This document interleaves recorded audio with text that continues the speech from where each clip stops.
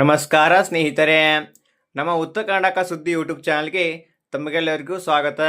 ರಾಜ್ಯದ ರೈತ ಬಾಂಧವರಿಗೆ ಬೆಳೆ ಹಾನಿ ಹಾಗೂ ಬರ ಪರಿಹಾರಕ್ಕಾಗಿ ಸಂಬಂಧಿಸಿದಂತೆ ಮುಖ್ಯವಾದ ಮಾಹಿತಿಯೊಂದು ಹೊರಬಿದ್ದಿದೆ.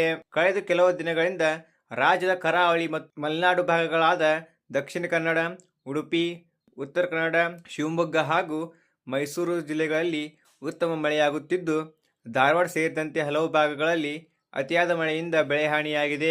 ಸರ್ಕಾರ ಈಗಾಗಲೇ ಅಧಿಕಾರಿಗಳಿಗೆ ಶೀಘ್ರ ಸಮೀಕ್ಷೆ ನಡೆಸಿ ವರದಿ ಸಲ್ಲಿಸಲು ಸೂಚಿಸಿದೆ. ಇನ್ನೊಂದೆಡೆ ಕಲಬುರಗಿ, ಬೀದರ್, ರಾಯಚೂರು, ಶಿವಮೊಗ್ಗ ಹಾಗೂ ಗದಗ ಜಿಲ್ಲೆಗಳಲ್ಲಿ ಮಳೆ ಅಭಾವದಿಂದ ಬೆಳೆಗಳು ಒಣಗುತ್ತಿದ್ದು, ಈ ಭಾಗಗಳನ್ನು ಬರಪೀಡಿತ ಪ್ರದೇಶಗಳೆಂದು ಘೋಷಿಸಿ ಪರಿಹಾರ ನೀಡಬೇಕೆಂಬ ಆಗ್ರಹ ಕೇಳಿ ಬರುತ್ತಿದೆ. ಸರ್ಕಾರದಿಂದ ಪರಿಹಾರ ಧನ ನೇರವಾಗಿ ನಿಮ್ಮ ಬ್ಯಾಂಕ್ ಖಾತೆಗೆ ಜಮೆಯಾಗಲು ನಿಮ್ಮ ಬ್ಯಾಂಕ್ ಖಾತೆಗೆ ಆಧಾರ್ ಲಿಂಕ್, KYC ಹಾಗೂ ಫ್ರೂಟ್ಸ್ ID ಸಕ್ರಿಯವಾಗಿರುವುದು ಕಡ್ಡಾಯವಾಗಿದೆ. ಈ ಮಾಹಿತಿ ನಿಮಗೆ ಉಪಯುಕ್ತ ಎನಿಸಿದರೆ ನಿಮ್ಮ ಸ್ನೇಹಿತರಿಗೆ ಹಾಗೂ ನಿಮ್ಮ ವಾಟ್ಸಪ್ ಗ್ರೂಪ್ಗಳಲ್ಲಿ ಶೇರ್ ಮಾಡಿ. ಹಾಗೆ ನಮ್ಮ ಚಾನಲ್ನ ಸಬ್ಸ್ಕ್ರೈಬ್ ಮಾಡಿ. ಧನ್ಯವಾದಗಳು.